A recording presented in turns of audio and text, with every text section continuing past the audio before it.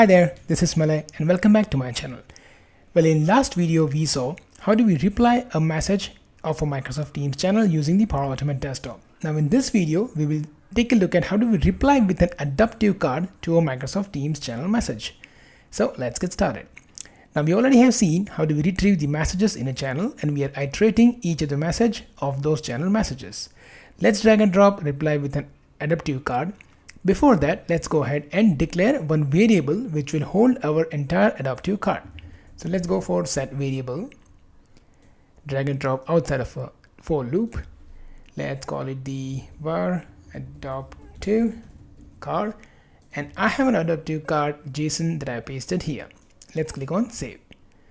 Now let's move out and go back to the Microsoft Teams. Open this, look for a reply with an adaptive card. Let's drag and drop here. I'm going to go ahead and use it as the user. This will use the connection established user. We're going to post it to a channel, of course. Select the channel.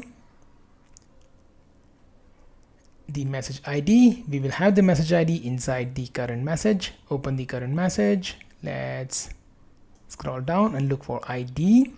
The adaptive card, we have the adaptive card where adaptive card theme is going to be the Power Platform where we would like to reply the message. So Power Platform, and the channel is going to be the Power Apps Canvas.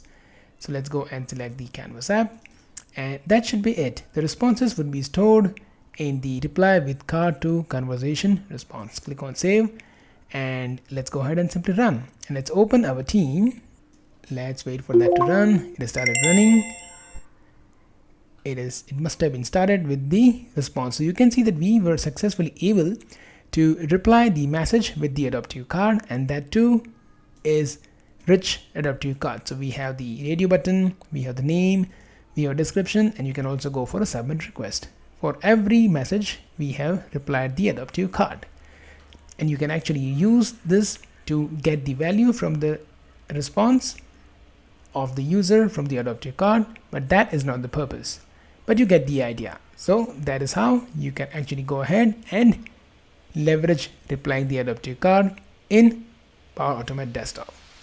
Well, I thank you so much for watching this video.